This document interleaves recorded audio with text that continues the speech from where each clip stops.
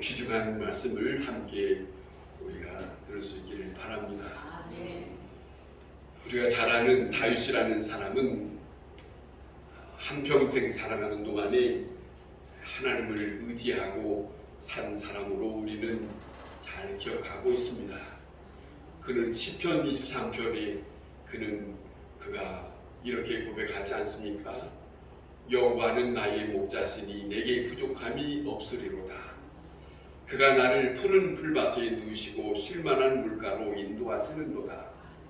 내 영혼을 소생시키시고 자기 이름을 위하여 의의 길로 인도하시는도다. 내가 사망의 음침한 골짜기로 다닐지라도 해를 두려워하지 않을 것은 주께서 나와 함께 하심이라. 주의 지팡이와 막대기가 나를 안위하시나이다. 주께서 내 원수의 목전에서 상을 차려주시고 내 머리에 기름을 부으셨으니 내 잔이 넘치나니다. 주의 선하심과 인자하심이 반드시 나를 따르리니 내가 여호와의 집에 영원히 거하리로다. 이 구절 속에 자기의 인생이 살아계신 그 여호와에게 있다고 하는 것을 절절하게 고백하고 있어요. 그리고 맨 마지막에 목적지를 말합니다. 그 목적지가 여호와의 집. 여호와의 집. 여호와의 인자하심과 선하심이 반드시 나를 따르니 나를 이끌고 그곳에 갈 것인데 나를 여호와의 집에 있게 하실 것이다. 엄청난 믿음입니다. 듣고 끝나는 게 아니에요. 자기 자신은 이 다윗의 자기 자신은 확실하게 여호와는 나와 함께 할 거고 그 여호와는 내 영혼을 소생시키고 그 여호와는 내가 그 어떤 사망의 길을 할지라도 나는 두려워하지 않고 그분은 나를 건질 것이다.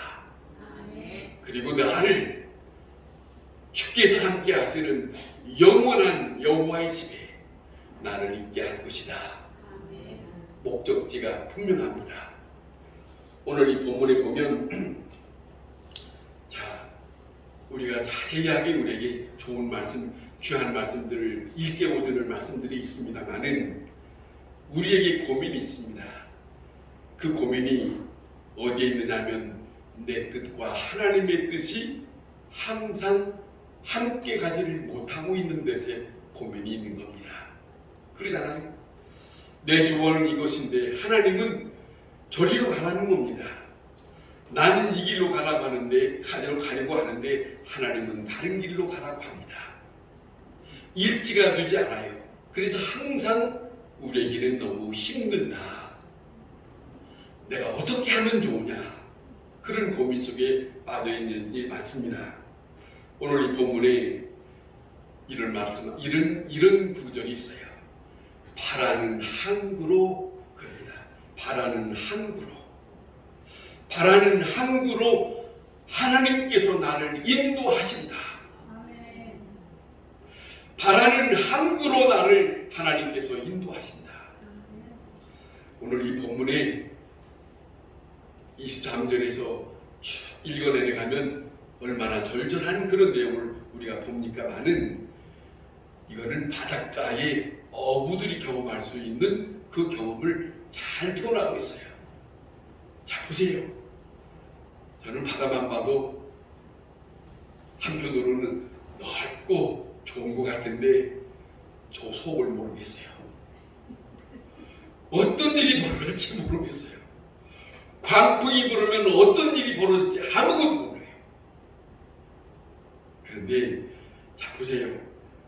바닷가에서 저 멀리 파도가 치는 가운데 배 한 척이 어떻게 하고 있는지를 여러분 보신 일이 있습니까?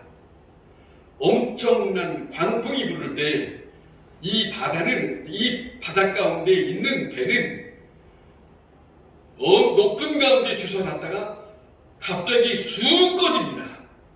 근데 쑥 꺼졌는데 물 밑으로 빠져있기 때문에 보이질 않아요. 그런 걸 우리는 볼 수 있거든요, 바다에서. 이런 내용들이 오늘 이 본문에 자세하게 기록이 되어 있어요. 자, 속 굳혔다가 그 다음에 내 안 듣는다. 그 배가 어디 갔어? 이런 정도로 말입니다. 엄청난 그 뱃사공들이 그렇게 지내고 있는 걸 우리가 보고 있지 않습니까? 그런데 오늘 이 본문에 이런 신기한 그런 위험 속에서 내가 바라던 곳, 내가 본래 바라던 소원의 항구로 나를 인도하신다. 도착하고 난 다음에 그 다음에 하나님을 찾아간다는 거예요.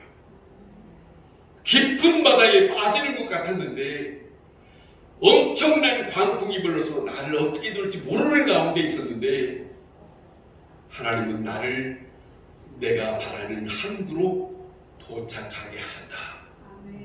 이런 내용이 오늘 이 본문에 기록이 되어 있습니다. 그런데 중요한 것은 이와 같은 입장이 우리의 인생 속에 그 모습이 있다 한 거죠. 우리의 삶 속에 그와 같은 모습이 있다 그런 겁니다. 결국은 이와 같은 도착하고 싶어하는 바라는 항구로 도착하기까지는 하나님이 다스릴 때에 내 뜻을 포기하기를 원하십니다. 포기하기를 원하십니다.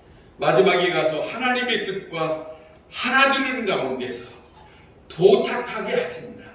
그것이 오늘 이 본문의 아주 놀라운 장면 속에서 우리에게 잘 비추어주고 있는 바라는 항구로 인도하시는 하나님이시다. 그렇게 말씀하세요. 바라는 항구로 인도하시는 거다. 구약성경에 이런 말씀이 있습니다. 구속자가 바라는 자가 있다는 거예요. 바라는 것이 있다는 거예요. 이 무슨 말이냐? 사모하는 자에게 바라는 항구에 도달한다. 사모하는 그분이 나를 보실 것이다. 믿는 자. 그 믿음이 없고 그 고백이 그 사모함이 없다면 그 하나님의 역사를 찬양할 수가 없어요. 바라고 그리고 기대하고 그리고 주께서 행하시는 것을 낱낱이 보는 사람, 이런 장면 말입니다. 잘 아는 사도행전 27장에 사도 바울이 로마를 갈 때 겨울에 276명이 배를 타고 가는데 그때의 배는 그렇게 좋은 배는 아니었습니다. 근데 그 배를 타고 가는데 엄청난 광풍이 불었다고 합니다. 광풍이 불어서 좀 전에 말씀드린 것처럼 이 배가 잔잔하게 가는 것이 아니라 파도에 출렁거리는 것 속에서 갑자기 스치솟았다가 갑자기 바닷속으로 꺼지는 듯한 이런 경험을 하니까 살 수가 없는 거죠. 출렁거리고 이거 도대체 어떻게 되는 거냐? 야단 법석이 아니겠습니까? 저들이 제대로 가늠할 수 없을 정도로 그렇게 하고 있는데 그런 가운데서도 하나님께서는 이 과정을 통해서 사도 바울은 로마로 하나님께서 인도해 주시는 내용을 우리는 봅니다. 무슨 말이냐면 이런 과정을 통해서 갔기 때문에 사도 바울에게서는 로마에게서 가서 많은 사람에게 복음을 전할 때에 엄청난 하나님의 역사가 일어났다 하는 것입니다. 그거예요. 죄수의 몸으로 있지만 특별한 혜택을 입어서 자유롭게 사람을 만나고 자유롭게 손님을 만나고 그들에게 복음을 전했을 때 그 복음을 전하는 그 순간에 그들이 276명이 탔던 많은 사람들이 로마에 다 내려서 우리와 함께 했던 그 사람, 키 작은 사도 바울이라고 하는 사람이 있었는데, 바울이라고 하는 사람이 있었는데 그자가 어떠한 말을 했는지 그가 어떻게 있는지라는 말을 다 소문을 냈거든요. 엄청난 사건이 이 바울의 복음 전하는데 큰 도움이 되었다 하는 말씀입니다. 여러분, 최종 목적지는 확실합니다. 그 가는 길은 내 뜻과 같지 않습니다. 때로는. 그런데 오늘 이 본문에 우리에게 다시 한번 들어보시기 바랍니다. 25절부터 이렇게 말합니다. 여호와께서 명령하신즉 광풍이 일어나 바다 물결을 일으키시는도다. 그들이 하늘로 솟구쳤다가 깊은 곳으로 내려가나니 그 위험 때문에 그들의 영혼이 녹는도다. 간이 녹아요. 그러니 이리저리 구르며 취한 자같이 비틀거리고 그들의 모든 지각이 혼돈 속에 빠지는도다. 이런 그들의 고통 속에서 여호와께 부르짖음에 그 고통 속에서 그들을 인도하여 내시는 광풍을 고요케 하시는 그 물결을 고요케 하시는 하나님의 인도하심을 보는도다. 엄청난 말씀. 깊은 것을 깨닫게 하시는 말씀이에요. 그러잖아요. 자, 보세요. 같이 생각해 봅시다. 보세요. 물결이 치솟았다가 자, 이렇게 푹 가라앉았을 때 저들의 지각이 혼돈에 빠졌고 저들의 영혼이 녹아내리는도다. 녹아내리는도다. 죽는 이제는 이렇게 하다가 나는 죽는가 보다. 그런 심정이죠. 그런 심정. 그런 순간에 지금 이 사람들이 어떤 심정이에요? 뭘 자기의 생각으로 자기 어떤 것으로 뭘 할 수 있는 것이 아무것도 없어요. 다 포기한 입장이에요. 아무것도 할 수 없는 입장이에요. 경험이나 지식이나 그 어떤 것도 의지할 수 있는, 또 더더군다나 당당하게 말할 수 있는 그 입장이 아무것도 할 수 없는 그런 순간의 시간입니다. 그런 시간이에요. 하나님은 하나님의 뜻대로 인도하시기 위해서 자기의 능력과 자기의 지혜와 그 경험을 하나님은 사람들에게 포기하게 하시는 역사가 있더라. 그거예요. 그것이 시험입니다. 실험일 수 있습니다. 내가 생각지 않은 엄청난 일들이 몰아닥치는 그런 시간이 있을 때, 그러잖아요.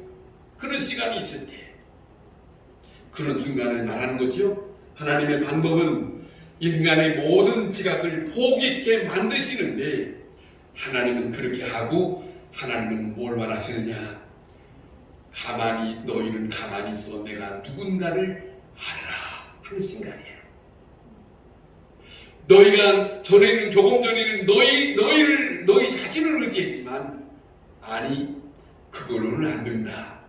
이제부터 나를 의지하고 나를 바라보고 내가 누구인가를 똑똑히 이 과정 속에서 볼 수 있기를 바란다 하는 것이 하나님 아버지의 의도입니다.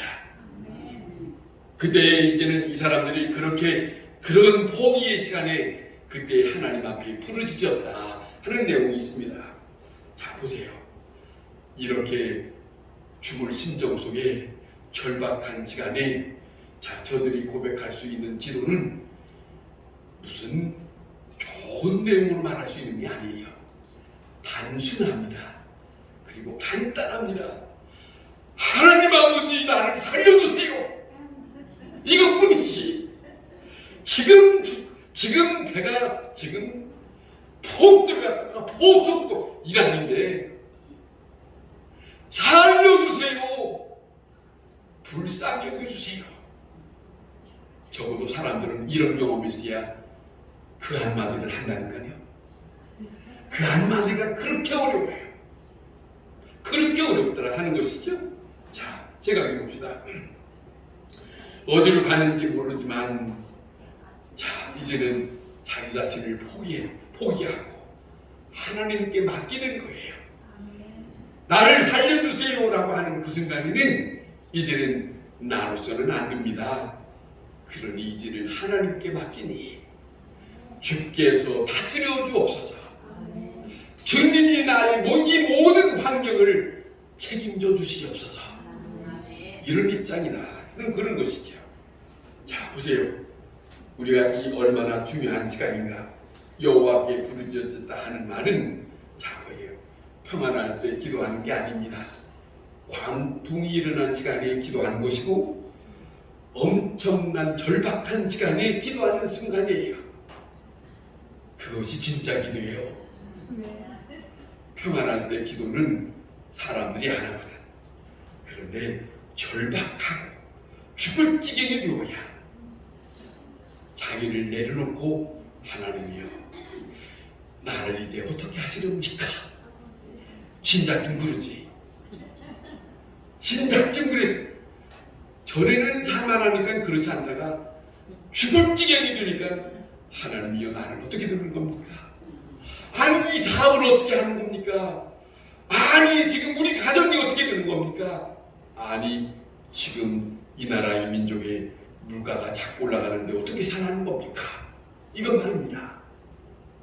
그런 거 말입니다. 자, 그런 거로 자 이렇게 하나님께 맡기고 놨더니 결국에는 바라는 항구로 하나님께서 인도하시더라. 그런 내용이에요. 하나 이야기를 소개해 드릴게요. 6.25 때 황해도에서 일어났던 어떠한 목사님의 간증입니다. 그 군인으로 참여하면서 있었던 얘기인데 무슨 이야기냐면 두 섬이 있는데 이쪽 섬에서 이쪽으로 옮기는 그런 작업을 하고 있었대요. 그때는 뭐 좋은 배가 있는 것도 아니고 군함이 있는 것도 아니고 그래서 기껏해야 돛담배인데 군인들 얼마를 싣고 그 다음에 이쪽 섬으로 옮겨가는 동안에 처음은 잔잔하게 잘 시작을 했다는 거죠. 조금 있다가 이제는 엄청난 바람이 불어서 휘청휘청 하더니 이 배가 갑자기